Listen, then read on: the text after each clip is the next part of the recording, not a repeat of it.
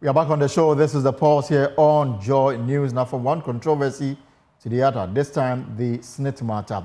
The controversy surrounding the decision by the Social Security and National Insurance Trust SSNIT to sell off some of its stake in 4 hotels to the Food and Agricultural Minister, Bernard Champon, Information Minister Fatima Abubakar, is defending the recent deal between SSNIT and Rock City, saying it will aid in restructuring SSNIT and facilitating its recovery during a courtesy call on the Multimedia Group Limited aimed at engaging the ministry stakeholders and outlining current programs being implemented. The minister urged the public to view the owner of Rock City Hotel not merely as a cabinet minister, but as a dedicated Ghanaian investor committed to enhancing these properties and supporting SSNIT growth. If there was a decision over 5 years by the fund managers that we want to divest, let us get other people who are able to inject capital so that these facilities are revamped, they are fixed in such a way that they will be competitive and generate more revenue. It's a good thing to do. Most of the successful businesses, when it comes to state-owned interests, you realize that the current trends everywhere is that they are running JVs, joint ventures. Bring other people with capital, give them some shares. Also, not just about the money that they inject in, but also the technical capacity. It is not given that if you're a fund manager, you also have expertise in running hotels. So for sustainable models to run, it is also important that you bring people who have experience and who have capacity to run. And it is also interesting that people have forgotten that Rock City is now known as one of the biggest, if not the biggest, hotel facility in the sub-region. If that is the case, the kind of market they are drawing, the goodwill, the branding that they have, the facilities that they have put up, is a testament to the fact that competitively, just as any other hospitality company, they have capacity to bid.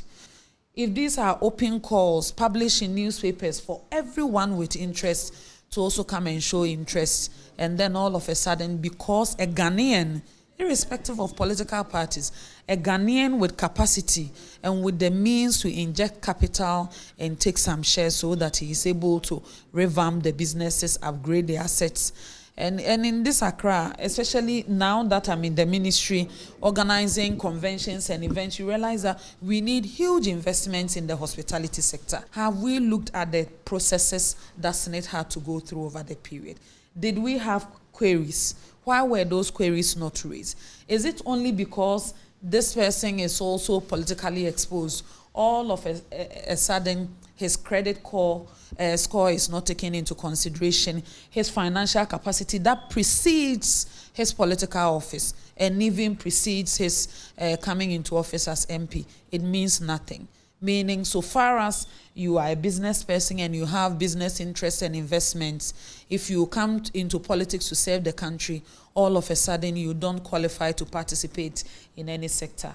If we run such models and such commentaries, there is a temptation that the most qualified persons in private sector who have capacity to even come into policy making to say, we are coming to make a difference in government, will say, you know what, I have enough money, I have enough businesses, let me take care of my business interests and not think about coming to solve any problems in the country. Because he has become a cabinet minister, the portfolio affects his work retrospectively, and all other business interests and engagements that he has must cease. Let us look at it again. Right, former Director General of SSNIT, Ernest Thompson, is calling on the Trust Board to halt the Rock City purchase of a 60% stake of some hotels owned by SSNIT. Anti-corruption campaigner Adam Sinanu is urging SSNIT to abrogate the entire deal. Now, Samuel Harrison Kujo is Programs Officer at the Ghana Anti-Corruption Coalition and joins us for some perspective on this matter. Sami, you're welcome to the pause. You heard the Information Minister. Are her comments justified? Good afternoon to you and to your viewers. I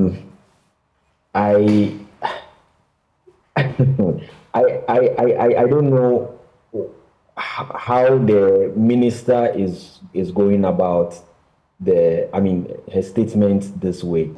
I mean, we are clearly looking at a case of conflict of interest, and she seems to be speaking around that point, but failing to acknowledge that indeed there is potential conflict of interest in this whole SSNIT-Rock City issue. Now, if we look at our constitution, Article 78, which talks about ministers of state, Article 78(3) says that a minister shall not hold any other office of profit or emolument, whether private or public, and whether directly or indirectly, unless otherwise permitted by the Speaker, acting on the recommendations of a committee of Parliament on the grounds that A, that holding that office will not prejudice the work of the minister, and B, that no conflict of interest arises or would arise as a result of the minister holding that office. Now, here is a minister who is a beneficial owner of Rock City. We haven't been told whether he has divested himself of any interest in Rock City Group. We haven't been informed whether he has placed his interest in Rock City in a blind trust and so has no dealings with it. He says he's the sole owner, but as of now, he doesn't take any salary or emolument from the hotel. Please. Once he is the sole owner, when profit comes, who does it go to? Yes, you don't take salary, but when profit comes, you don't take the profit also, or you have relinquished your ownership of that hotel to someone else. I mean, from where we sit, this is a clear case of conflict of interest, and the minister should not even be attempting to explain it away in any other means. What we feel is that for good reason, SSNIT should immediately abrogate the process. SSNIT should be transparent with us regarding all documentation on this deal. In fact, we would even be interested in seeing the other people who came forward and how much they committed to putting in, right? But this whole issue about a Ghanaian and he will not put his money, I mean, it doesn't wash. I think that the minister was speaking around the point. There is potential conflict of interest, and we need to cure that issue. Let's chew a little longer on the conflict of interest matter, and I want to introduce in another element. Now, the minister owns the hotel. He's the sole owner. He has told us that because of his role as a member of parliament and a minister of state in charge of food and agriculture, a cabinet minister, he's not involved in the day-to-day administration of the hotel. So how they run, the money they make, he doesn't come, he doesn't earn a salary.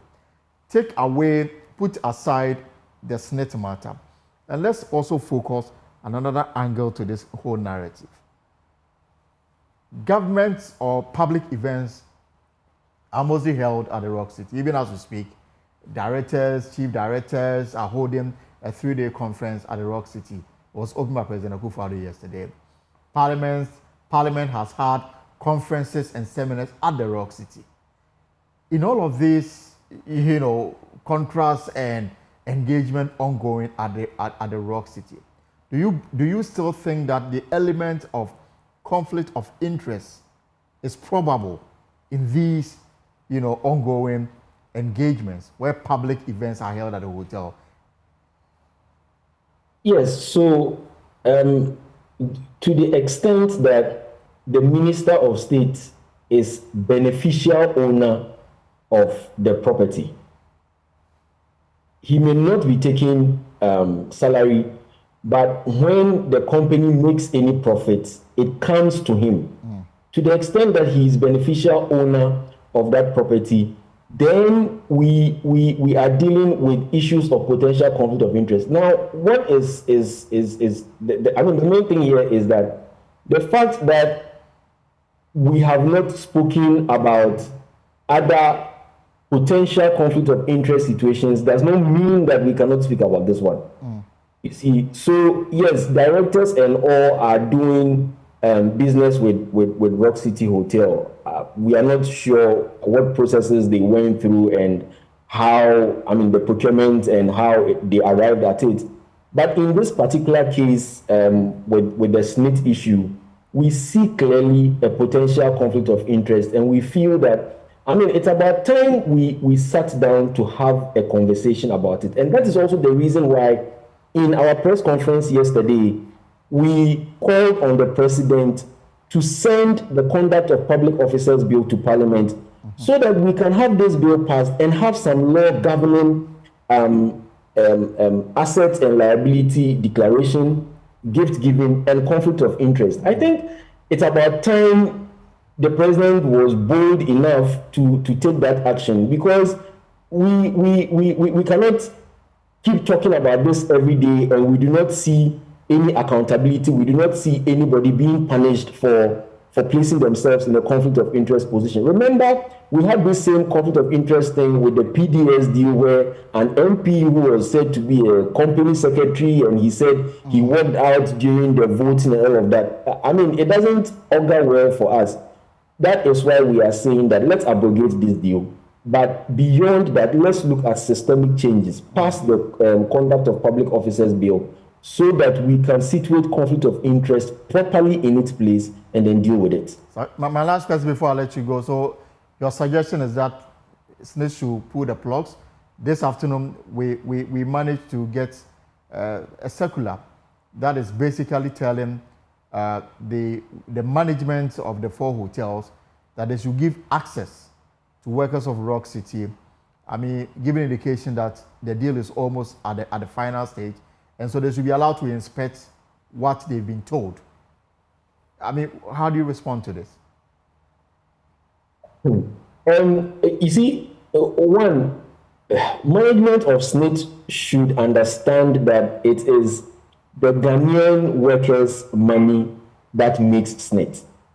So when Ghanaian citizens are saying, let's abrogate this deal, let's go through every documentation, let's be sure things are being done right, I think it would have been in their interest if they abrogated the deal and we talked through this properly. You see, like we said yesterday, it may even be a good deal for SSNIT. But SSNIT needs to talk to us whose money makes up the SSNIT, so that we are convinced that we are on the right path. I think that how SSNIT, management is treading now is quite unfortunate. There's too much secrecy around this end. It's not too late. We are still asking SSNIT to abrogate the deal and to show levels of transparency by getting us to go through all of this process again, so that we are sure that we are getting the best deal for the hotels that they want to divest. But we are still saying that the conflict of interest has to be cured, and that can be done only when we get the president to send the Conduct of Public Officers Bill to Parliament, so it is passed, and then now we can situate it properly and deal with it. Thank you very much, Sabi, for your time this afternoon. And of course, he is with the anti-corruption coalition, and he spoke about the Conduct of the Public Officers Bill. When I had the Deputy Attorney General in this studio, he promised that they will put it before Parliament before the expiration of the 8th Parliament. We are already in May, almost about entering June. There is no indication that the bill has been presented to the floor for it to be taken to first reading and subsequent consideration. We'll keep an eye on this matter and report accordingly. But this afternoon, the strike action by the Ghana National Petroleum Tanker Drivers Union is beginning to bite hard, as the Tanker Drivers Association says. Some filling stations in the Western and the Ashanti region have started recording shortages. The drivers laid down their tools on Monday, May 20th, demanded approval of a policy to improve their salaries and working conditions, which they claim has been pending at the National Petroleum Authority since November 2023.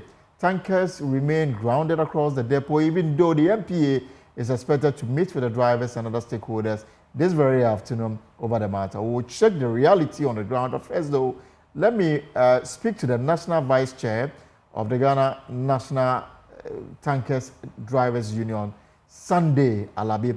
Ms. Alabi, so you are on strike. You are sitting home doing nothing. Is that the case? Like, from on the connection. Yes, Mr. Alabi, good afternoon. If you can hear me. I mean, you are. I can hear you. Yeah, today is day 3 of the strike, and we are picking information that some fuel stations in the Ashanti and the Western region, they are beginning to record, you know, empty containers. Is it what you anticipated?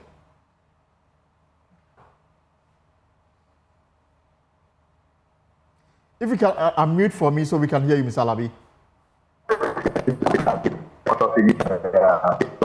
I trust you can hear me now. All right, so we'll try and re-establish communication with Mr. Sunday Alabi, the vice chair of the Tankers Drivers Union, and we'll bring him on to understand what is going on. Let me cross over to Nana Latif Drews, my colleague, is also out and about checking on the situation. Latif, good afternoon. If you can hear me, where are you and what can you report?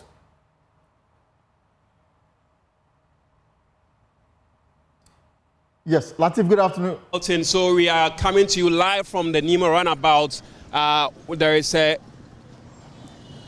Goil filling station just on the shoulders of the roundabout. As you can see on your screens, the price of Super XP is going for $14.55, and diesel is going at $14.70, and Super Run going for $15. And this is happening at the fuel station. This is Goil. This is Goil. We must emphasize that. Like you mentioned in our intro, Elton, the situation is beginning to bite at the various fuel stations, and this particular one is not excluded. Already I'm picking information that since yesterday, a number of fuel stations have not had any supply. That is a signal that's going forward. By tomorrow, if this trend continues, then across the country, we are going to be faced with a very serious challenge, which will, in the long run, affect the economy of this country. I'm joined by Mr. Pepra. He's the manager of this particular fuel station here at the Nima roundabout. Mr. Pepra, you're welcome to join us. Thank you. Tell us about the impact this strike action by the tanker drivers is having on your business as a manager of this particular Goil branch. Well, the problem is that since yesterday we've not received any product. So if by tomorrow morning we don't get, then we are going to short here. So it is going to have a bad impact on the public. So per the average and the estimates based on the sales you've had over the years, with what you have underground right now, how many days do you think you're able to supply with? Tomorrow morning we shall short.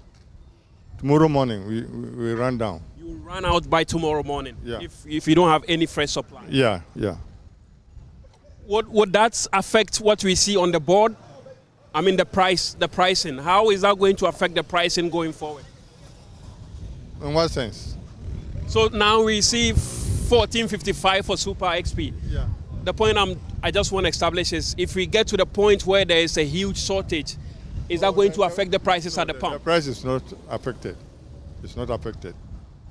So what is the call by people like you? You are in the industry, you are major players, to these tanker drivers. Without them, it appears that your business is not going to run. Yeah. I'll appeal to the authorities who are in charge of the problems of the tanker drivers to try to resolve it so that they can come back to work. But your one key player or stakeholder is the MPA. They say they didn't employ these tanker drivers. No. It's the tanker owners that employ the drivers. So we have to come to a compromise and see how best we can come together and solve that problem. Are you hopeful that this is going to be resolved soon? Oh, I can't tell. I can't tell because I'm not a member of the committee who are planning this thing all together. As managers of these various stations, how much voice do you have in this? Oh, as a manager, we don't have voice in it. If we are transporter of the product, then you can say something. But a manager of a station, we are not involved in those things. Mr. Pepra, thank you. Elton, so you understand where we are headed to gradually. He has said emphatically that by end of day today, if they don't get fresh supplies, come tomorrow, they're going to run out.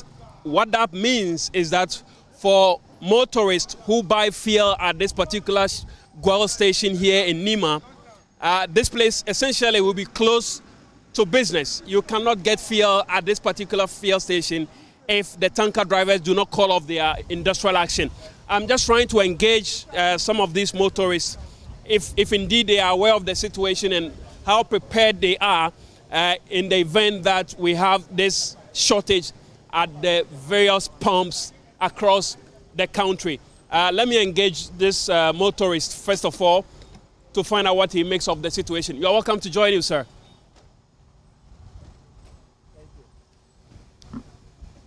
You're welcome to join us, sir. I just want to pick your brain on the ongoing industrial action by these tanker drivers. We've just heard from the manager of this Goil station that by tomorrow, if they don't have supply from these tanker drivers, they could run out. Okay. Unfortunately, he says he's running late. Let me see if we could get a word from this Kia driver. He just pulled up. Hello, you're welcome to join you, sir. Thank you, sir. So we are just heard from the manager of this station that come tomorrow, if the strike action by the tanker drivers continues, he's going to run out. It means people like you, when you come here tomorrow, you're not going to have any suppliers. How concerned are you that there's going to be this shortage? It's worries because this environment, this only in the filling station we have around here. So going shortage, it worries us more. So what do you have to say to the tanker drivers? They have to continue their work. They have to talk to their bosses and anything they have to sort it out and continue their work. So this is one. He's a motorist. Clearly, this is going to affect him if the situation is not resolved. And so he's also adding his voice, making an appeal to the tanker drivers to come to a compromise so that supplies will be taken across the country to avert any situation where there will be fuel shortage across the country because of the dire consequence this could have on the nation. It could bring this economy to a standstill. And that is what the authorities must work to avert. Elton. Much Latif Idris, and Latif is reporting live from the Nima roundabout Goil filling station. Now let me bring in Sunday Alabi. He's the vice chair of the National Petroleum Tankers Drivers Union. Mr. Alabi, I guess you can hear me loud and clear now. You hear me too. Right. So you heard from the ground. I mean, one of our reporters reporting from Nima, and this Goil fuel station says that if by close of work today they don't get supply, they will run out of fuel tomorrow. I guess this is what you anticipate your strike action will bring. That's not what we want, but there's nothing we can do about it now. Because we are just fighting for our people to have a nice salary and a nice livelihood to live on. That is why we embark on this action. So if I may ask, I mean, you started this action on Monday. Has there been any overtures from the MPA, government, the OMCs, your owners to have this matter resolved? We understand there's an ongoing meeting at the MPA. Yes, we are about to enter into a meeting as we speak. So after this meeting, before we know what exactly will come out on the meeting, because as we are entering into this meeting, we just want the framework we work on to be implemented.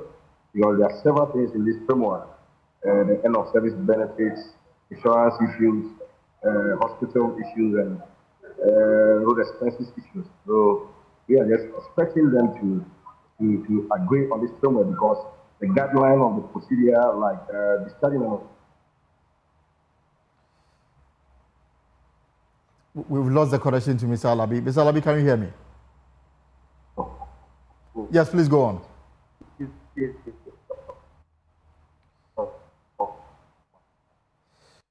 I think we'll see if we can get him on a regular telephone line so that we can have this conversation. But let me cross over to Kumasi to speak to my colleague Nana Wachi Yadam, who is also joining us to tell us the situation in the Garden City. Nana Wachi, what can you report? Well, Elton, today we've made stops at some fuel stations in the Ashanti region. per our checks, most of them are suffering due to the ongoing industrial action by these tanker drivers union. Well, yesterday, the reports that we did file indicates that the tanker drivers are unwilling to resume work up until their demands are met. They are still in talks with government, and so in any moment from now, they're expecting a resolution. But then our checks do indicate that these fuel stations, most of them that we did visit today, are suffering from the ongoing strike by these tanker drivers. Some fuel stations, including Shell, did tell us that they are starting to experience some shortages because of the strike action. They have some fuel in stock, but then if there's no resolution within the next 24 hours, they are likely to run out of fuel. In this case, most motorists or car users would have to drive in to purchase fuel, even though they do not have their tank empty. But then, considering the nature of the strike, if it extends to if it exceeds 24 hours and even eats into the following week or the upcoming week, which is Monday, these fuel stations are likely to experience some fuel shortages, which is going to affect their businesses. When we did visit Total this very afternoon, they did tell us that their stations have started calling them to report on some shortages that they are starting to experience as a result of this strike by these tanker drivers. And so clearly from our observations, we can see that the strike is really biting hard on some of these fuel stations in the Ashanti region, Elton. But no queues as of now? As of now, there's nothing of that nature. Nana Bashiado, thank you very much. Let me again bring in Sunday Alabi for the last time to see if you can hear me. Mr. Alabi, so what will get you to call off the strike? We are yet to have a meeting, and after that meeting, we'll see the outcome of the meeting before we know what to say. So what? You want to see some documents signed, binding, before you walk out and say that we are resuming work? Yes, please. That's exactly what we want to see. And then the other matter is about the OMC's, the position they've taken. And they say that it is not the responsibility of the MPA to determine salaries or even pay you. Some of the owners of the track say that they are paying their workers. So they are very much taken aback with this decision taken by the union. It's something they will say, but we are feeling the heat. So what we are saying is just to defend their stand. Because if 10% are paying, 90% are paying, they are only able to help us. That is why it's not easy that we pay us directly. We have a margin in the EPF price goes up. That is what we want them to take away from the transporters and pay to the drivers directly. So the OMCs has no hands in this. So we don't know why they are objecting to this framework. Because what we believe is that there are procedures in there and policies in there that we quoted from MPA procedures and rules and regulations that we put into the framework that the OMCs need to go back. That is what we are running away from. That is why things are going the way it's going. So your numbers, this only drivers or drivers' mates, all of them included in this package? Yes, the drivers and the mates all are in our home now. And in terms of numbers, how many are we looking? Drivers and mates, about 10,000 people. About 10,000, you want them paid? Yes. And you're only looking at salary and SSNIT contribution, or there are other demands that you want? In the framework, the salary, the reimbursement, insurance issues, end of year service package, SSNIT issues, and then MPA rules and regulations are part of it. We want to guide the drivers. You have to speak.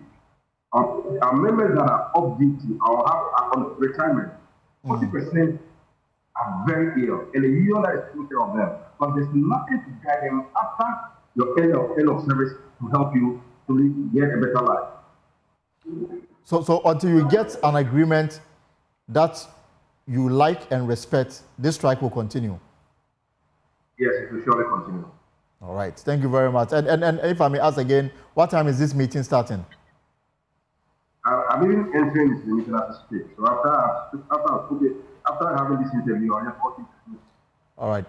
Sunday Alabi, we'll reach out to you after the meeting to see if you manage to, address the concerns and move forward on this matter so that this does not escalate into something that we are not prepared for. Thank you very much. And so Sunday Alabi is the vice chair of the Tanker Drivers Union, and they are now entering into a meeting with the National Petroleum Authority to discuss their issues of salaries, SSNIT, and other conditions of service. Said their members are in their 10,000s, and they want all of them paid through a structured system, not what exists now, where the owners pay them whatever they want. They think that it is not the best. And already we are getting reports from even here in the capital city of Accra, just around Nima here, where a Goy filling station, they've made it clear that by close of work today, if they don't get supply tomorrow, there will be no fuel. And that, I'm sure, is going to be a picture you are likely to see, no fuel in some of these fuel stations if the strike continues. And we are keeping an eye on this matter very much. Now,